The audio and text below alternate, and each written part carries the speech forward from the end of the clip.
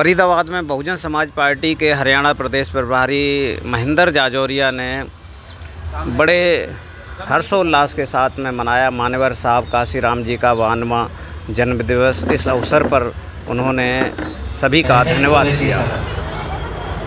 बाबा साहब और काशीराम अमर रहे, अमर रहे। बाबा साहब और काशीराम अमर रहे, अमर रहे। बाबा साहब और काशीराम अमर रहे, अमर रहे। बहन कुमारी मायावती जिंदाबाद, जिंदाबाद, जिंदाबाद। बहन कुमारी मायावती जिंदाबाद, जिंदाबाद, जिंदाबाद। बहन कुमारी मायावती जिंदाबाद, जिंदाबाद, जिंदाबाद। बहुजन समाज पार्टी जिंदाबाद, जिंदाबाद, जिंदाबाद। बहुजन समाज पार्टी जिंदाबाद, जिंदाबाद, जिंदाबाद। बहुजन समाज पार्टी जिंदाबाद, जिंदाबाद, जिंदाबाद। मान्य आकाश समिति जिंदाबाद, जिंदाबाद, जिंदाबाद। मान्य आकाश समिति जिंदाबाद, जिंदाबाद, जिंदाबाद। मान्य आकाश समिति जिंदाबाद, जिंदाबाद, जिंदाबाद। बहुत बहुत धन्यवाद। सुनो, बहनों को बाद पीछे से आवाज आ रही है और भी दिखाई दे रहा है। बहनों को मान, नारी को सम्मान, दलितों को ज्ञान, गूंगों को जबान, बहरों को कान।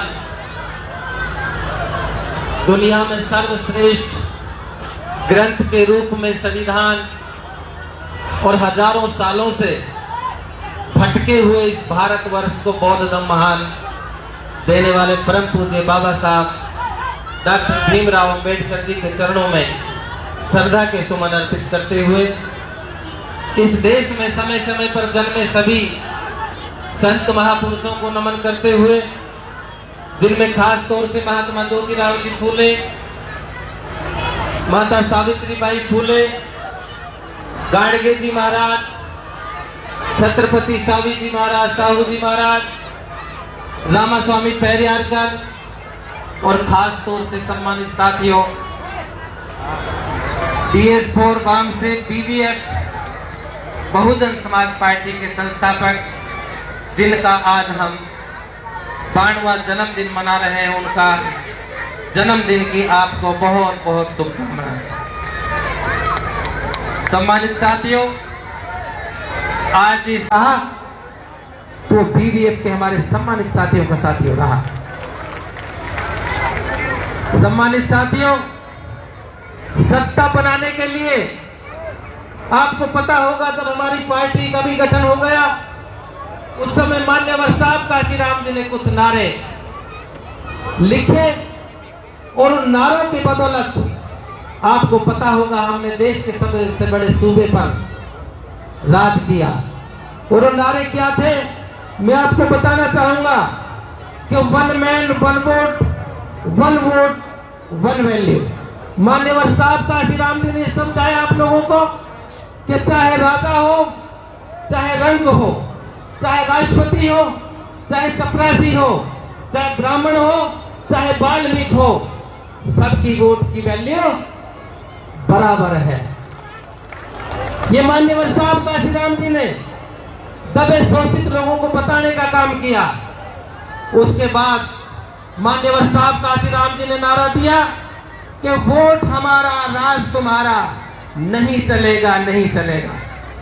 कौन सा नारा दिया? जब अपने लोगों को यह बता दिया कि वोट का अधिकार तुम्हारे पास है और उसकी वैल्यू बराबर है, तो अब आप गांवों में निकल जाओ और ये नारे लगाओ कि वोट हमारा राज तुम्हारा, नहीं चलेगा, नहीं चलेगा। एक बार मेरे साथ नारे लगाएंगे, वोट हमारा राज तुम्हारा, नहीं चलेगा, नहीं चलेगा। वोट हमारा राज तुम्हारा, नहीं चलेगा, नहीं चलेगा। उसके बाद सम्मानित साथियों, परम पूज्य मान्यवर साहब काशीराम जी ने नारा दिया कि जब वोट भी हो गया और राज की तरफ भी हम बढ़ते चले गए, साहब ने कहा कि वोट से लेंगे PMCM, वोट से लेंगे PMCM और आरक्षण से लेंगे SPDM। साहब ने क्या कहा कि वोट से लेंगे CMPM और आरक्षण से लेंगे SPDM।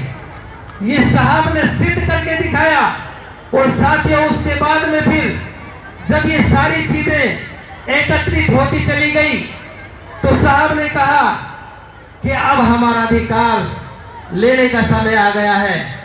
और अब हमें नारा कौन सा देना चाहिए कि जिसकी जितनी संख्या भारी उसकी उतनी हिस्सेदारी, जिसकी जितनी संख्या भारी उसकी उसकी उतनी उतनी हिस्सेदारी। हिस्सेदारी। सम्मानित साथियों, जब यहां तक हिस्सेदारी में भी हमारी भागीदारी हो गई तो उसके बाद में कहा कि अब राज ऐसे नहीं होगा देश, अब राज तरीके से होगा। साहब ने फिर कहा कि जो बहुजन की बात करेगा वो दिल्ली पर राज करेगा। क्या कहा कि जो बहुजन की बात करेगा वो दिल्ली पर राज करेगा। भाई मंजिल पे राज प्लीज। उसके बाद जब राज हाथ में लेने की बात आ गई, दिल्ली तक नहीं पहुंचे लेकिन उत्तर प्रदेश में पूर्ण बहुमत का शासन किया। उस समय फिर नारा क्या दिया था मान्यवर साहब काशीराम जी ने कि जो जमीन सरकारी है वो जमीन हमारी है। एक बार जोरदार नारे लगाओ हरियाणा के लिए।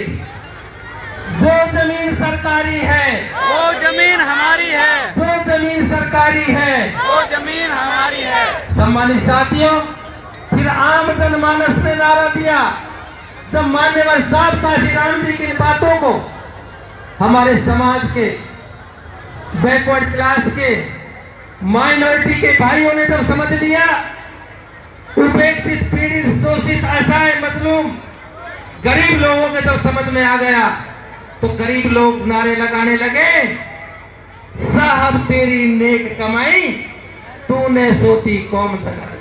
क्या नारा दिया साहब के लिए कि साहब तेरी नेक कमाई तूने सोती कौम जगाई।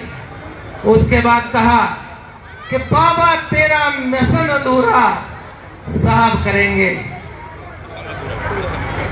बाबा तेरा मिशन अधूरा कांसी राम करेंगे पूरा। क्या कहा कांसी राम साहब करेंगे पूरा। कि बाबा तेरा मिशन अधूरा साहब का मान्यवर साहब करेंगे पूरा आपका मिशन पूरा। सम्मानित साथियों, उसके बाद वो समय आया कि जब इन नारों की बदौलत आदरणीय बहन कुमारी मायावती जी सबसे बड़े सूबे की मुख्यमंत्री बने। और सबसे पहले मुख्यमंत्री कब बने? जब पहली बार आदरणीय बहन मुख्यमंत्री बनी, वो डेट थी 3 जून 1995। 3 जून 1995 की कब वो दिन था सम्मानित साथियों आप लोगों के लिए स्वर्णिम, जिसमें परम पूज्य बाबा साहब डॉक्टर भीमराव अंबेडकर जी और मान्यवर साहब काशीराम जी साक्षात दर्श देते नजर आए और साक्षात नजर आए। उसके बाद 3 जून 1995 से 18 अक्टूबर 1995 तक 4 महीना 16 दिन साथियों पहली सरकार बनी। उसके बाद बहन कुमारी मायावती जी दूसरी बार 21 मार्च 1997 से 20 सितंबर 1997 तक 6 महीने, पूरे 6 महीने आदरणीय बहन कुमारी मायावती जी मुख्यमंत्री बने। सम्मानित साथियों, उसके बाद तीसरी बार 3 मई 2002 से 26 अगस्त 2003 तक 1 वर्ष 3 महीने और 24 दिन आदरणीय बहन कुमारी मायावती जी मुख्यमंत्री बनी।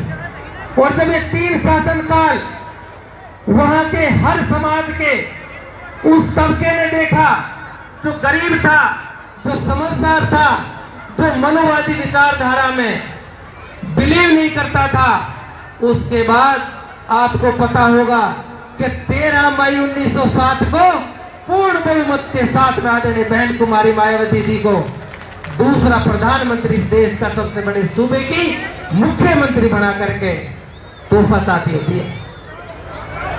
सम्मानित साथियों, अब मैं थोड़ा सा प्रकाश डालूंगा कि आदरणीय बहन कुमारी मायावती जी की जब सरकार बनी तो उत्तर प्रदेश के अंदर क्या क्या कार्य हुए।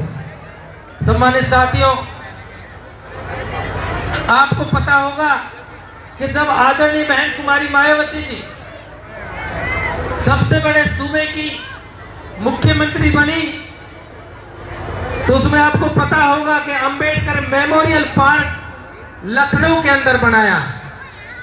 सम्मानित साथियों, हमारे साथ साथ जो महापुरुष थे, जो हमारे शासक चंद्रगुप्त मौर्य, सम्राट अशोक, उनको साथ साथ दिखा दिया।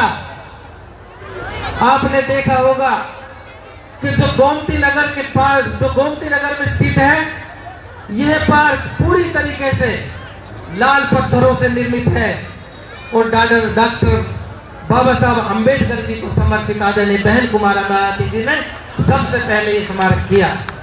उसके बाद मान्यवर काशीराम जी का स्मारक स्थल लखनऊ के अंदर ये सरदार पटेल मार्ग पर स्थित है, जो बसपा के संस्थापक मान्यवर साहब काशीराम जी की याद में सम्मानित साथियों आप लोगों के लिए समर्पित किया। उसके बाद राष्ट्रीय दलित प्रेरणा स्थल नोएडा में आपने देखा होगा, जो यमुना एक्सप्रेसवे के साथ साथ है, जहां जमीन साथियों कौड़ियों में उस समय मिलती थी, कोई पूछता नहीं था।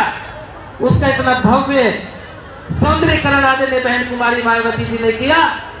आज अगर आप वहां जाते हैं उत्तर प्रदेश के अंदर, तो बाकी सारे रास्तों को छोड़ करके आपका मन केवल और केवल सरदार पटेल मार्ग पर जाने को मन करेगा। इसके साथ साथ और बहुत सारे उद्यान